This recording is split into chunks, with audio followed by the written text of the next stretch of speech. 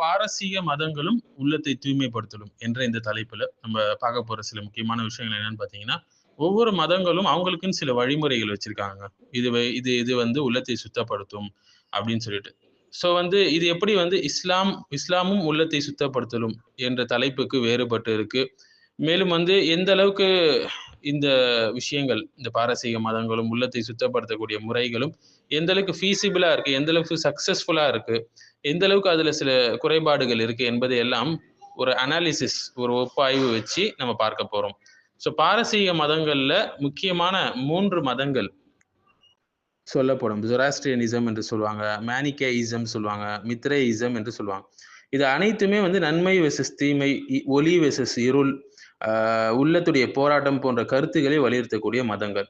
இது பண்டைய காலத்துடைய பாரம்பரிய மதங்களாக சொல்லப்படுது. ஃபார் எக்ஸாம்பிள் ஜொராஸ்ட்ரியனிசம் பார்த்தீங்கன்னா, நல்ல எண்ணம், நல்ல வாக்கு, நல்ல செயல் மூலம் உள்ளத்தையும் வாழ்க்கையும் தூய்மைப்படுத்த வலியுறுத்துகிறது.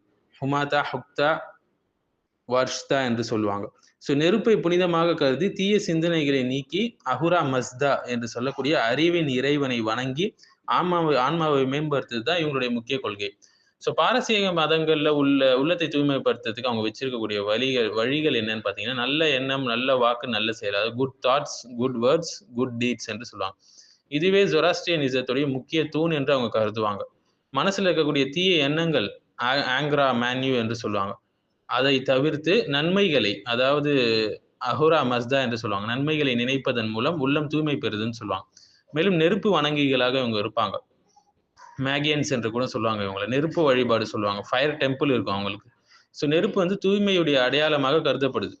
நெருப்புக்கு முன் பிரார்த்தனை செய்வது, துவா கேட்பது வந்து மனதை தூய்மைப்படுத்தும் என்று அவங்க ஒரு சடங்காக அவங்க வச்சிருக்கிறாங்க. மேலும் வந்து தவறுகளுக்கு, பாவங்களுக்கு மன்னிப்பு கேட்கிறது. சடங்குகள் மூலியமாக பாவங்களை போக்கி ஆன்மாவை தூய்மைப்படுத்தி நரக தண்டனையிலிருந்து விடுபடும் என்று இவங்க வந்து சில சடங்குகள் வச்சிருக்கிறாங்க. அடுத்தது ஆஷா என்று சொல்லுவாங்க. அஷானா இயற்கையை பாதுகாத்தல். அதாவது சத்தியம், உண்மை மற்றும் ஒழுங்கு, அஷா என்று சொல்லுவாங்க, ஆகியவற்றை நிலைநிறுத்துவதன் மூலம் மனிதர்கள் இயற்கையோடும் இறைவனோடும் இணைந்து தூய்மையான ஒரு வாழ்க்கையை வாழ முடியும் என்று அவங்க சொல்றாங்க. அடுத்து வந்து நல்வழி பயிற்சி. அதாவது நல்வழி பயிற்சினா என்னன்னா, தினமும் பிரார்த்தனைகள் 3 வேளை செய்வதனால மற்றும் நற்செயல்கள் மூலம் மனதை தீய சக்தியிலிருந்து, அதாவது ஈவில் ஐயிலிருந்து பாதுகாத்து உள்ளத்தை அமைதியாகவும் தூய்மையாகவும் வைத்துக்கொள்ள சில வழிகளை வந்து இவங்க பின்பற்றுறாங்க. இதை நிறுவியர் வந்து ஜொராஸ்ட்ரர் என்றும் சொல்லுவாங்க. ஸோ உலகம் வந்து ஒளி, அதாவது அஹுரா மஸ்தா என்று சொல்லுவாங்க. அதற்கும் இருள், ஆக்ரா மேன்யூ என்பதற்கும் ஒரு போராட்டம் என்பது போல சொல்லுவாங்க. ஸோ மனுஷன் இந்த 2ல எதை தேர்வு செய்யறான்றது தான் இவங்களுடைய மதத்துடைய கான்செப்ட். அடுத்து மேனிக்கேயிசம் பார்த்தீங்கன்னா, இதை நிறுவியவர் மேனி என்று சொல்லுவாங்க. உலகம் முழுவதும் ஒளி வெர்சஸ் இருளோட போராட்டம் தான் என்றுதான் இதனுடைய முக்கிய கருத்து. உடல் வந்து இருளாகவும் ஆன்மா ஒளியாகவும் பார்க்கப்படுது. ஸோ துறவு வாழ்க்கை, கட்டுப்பாடு, உடல் ஆசைகளை அடக்குதல் வந்து இவங்க உள்ளத்தை சுத்தப்படுத்துறதுக்கு வழிகளாக வச்சிருக்கிறாங்க. அடுத்தது மித்ரேயிசம் வந்து சூரிய ஒளி, வீரத்தன்மை, ஒழுக்கம், மேலும் ரகசிய சடங்குகள், இதெல்லாம் அவங்க ஆன்மீக முன்னேற்றத்துக்கு வச்சிருக்கிறாங்க.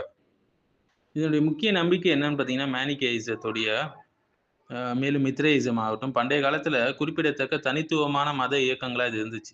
இது 2மே ஈரானிய, குறிப்பாக ஜொராஸ்ட்ரிய ஒளி மற்றும் இரட்டைவாத மைய கருத்துக்களை பயன்படுத்துச்சு. மித்ரேயிசம்ல பார்த்தீங்கன்னா, சூரிய கடவுள் மித்ராஸை மையமாக கொண்ட ஒரு ரோமானிய மர்ம வழிபாடாக இருந்தாலும், மேனிக்கேயிசம் என்பது ஒரு இரட்டை மதம் என்று சொல்லலாங்க. இது ஒளியின் தெய்வீக உருவத்தை குறிக்க மித்ரா என்ற பெயரை ஏற்றுக்கொண்டுச்சு. ஸோ மேனிக்கேயிசம்ல பார்த்தீங்கன்னா, தீர்க்கதரிசி மேனி என்பவர் கிபி 3ஆம் நூற்றாண்டுல அவர்களால் நிறுவப்பட்டது தான் இந்த மேனிக்கேயிசம். ஒளியுடைய ராஜ்யம் ஆன்மான்னு சொல்லுவாங்க, மற்றும் இருளுடைய ராஜ்யம் பொருள் என்று சொல்லுவாங்க. ஆகியவற்றுக்கு இடையேயான அண்ட போரில் கவனம் செலுத்தும் ஒரு கண்டிப்பான இரட்டை மதம் தான் இந்த மேனிக்கேயிசம். ஸோ மேனிக்கேயிசத்துல மித்ரான்னு சொல்லுவாங்க. மித்ரா வந்து சில நேரங்கள்ல மிஹர் என்றும் சொல்லுவாங்க. ஒரு முக்கிய நபராக இருக்கிறார் இந்த மிஹர் என்பவர். பெரும்பாலும் 3வது தூதர் அல்லது வாழக்கூடிய ஒரு ஆவி என்று அடையாளம் காணப்படுறார். சூரியனை குறிக்கும் ஒளி தரும் செயல்கள் மற்றும் மனிதகுலத்தின் மீட்பில் ஒரு உதவியாளராக இவர் கருதப்படுறார். ஒரு ரோமானிய மர்ம வழிபாட்டு முறை தான் இந்த மித்ராயிசம். கிபி 2லிருந்து 3ஆம் நூற்றாண்டுகள்ல பிரபலமான ஒரு மதம் இது. இது இந்தோ ஈரானிய தெய்வமான மித்ராஸை மையமாக கொண்டது. பெரும்பாலும் ஒரு இளம் கடவுள் ஒரு காளை பலியிடுவதாக சித்தரிக்கப்படுது. ஸோ இதனுடைய சடங்குகள் பார்த்தீங்கன்னா, வழிபாடு வந்து நிலத்தடி குகைகள்ல மித்ரேயா அதுல நடக்கும். இது பெரும்பாலும் சிக்கலான வானியல் குறியீட்டை கொண்டது. இதனுடைய சின்னம் என்னன்னு பார்த்தீங்கன்னா, மித்ராஸ் வந்து சூரியனை, அதாவது நடாலிஸ் சோலிஸ் என்று சொல்லுவாங்க, இன்விக்டி என்று. சூரியனை டிசம்பர் 25 அன்று கொண்டாடப்படுது. பிரதிநிதித்துவ இருளுக்கும் ஒளிக்கும் இடையிலான ஆன்மீக போராட்டத்தில் ஒரு வழிகாட்டியாக இருந்தார் இவர் என்று சொல்லப்படுது. ஸோ மேற்குல பார்த்தீங்கன்னா ரோமானிய வீரர்கள் மற்றும் அதிகாரிகளிடையே வந்து மித்ரேயிசம் பிரபலமா இருந்துச்சு அந்த காலத்துல. அதே நேரத்துல மேனிக்கேயிசம் வந்து சசானிய பேரரசுல தோன்றுச்சு. சசானிட் எம்பையர் என்று சொல்லுவாங்க. ஸோ மேனிக்கேயிசம் வந்து ஒரு செயற்கை மதமாக இருக்கிறதுனால ஜொராஸ்ட்ரியர், கிறிஸ்துவ மற்றும் மித்ராயி மற்றும் பௌத்த கூறுகளை உள்வாங்கி அதன் தனித்துவமான இறையியலை அது உருவாக்கிச்சு. ஸோ 2 மதங்களுமே ஒரு தெய்வீக மீட்பாளர் நபரோடு தனிப்பட்ட தொடர்பு மூலம் ரட்சிப்பை வழங்குது. ஆனால் அவை அவற்றினுடைய இறையியல் அமைப்பு மற்றும் சடங்கு நடைமுறையில பெரிதும் வேறுபாடு பெறுது, இந்த மித்ரேயிசமும் மேனிக்கேயிசமும்.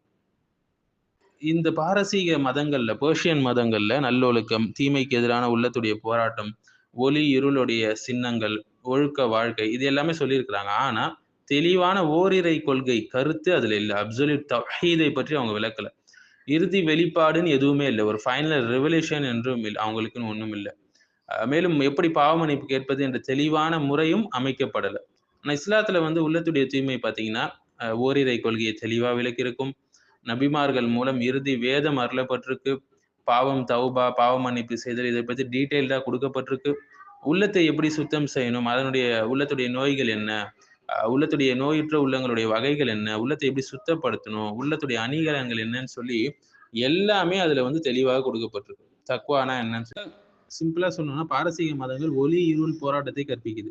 இஸ்லாம் அந்த போராட்டத்தை மனிதன் இதயத்துக்குள் கொண்டு வந்து அல்லாஹ்வுடைய வழிகாட்டுதலால் வெற்றி பெற செய்வது எப்படி என்ற கம்ப்ளீட் ப்ளூ பிரிண்ட்டை நமக்கு கொடுக்குதுன்னு சொல்லலாங்க.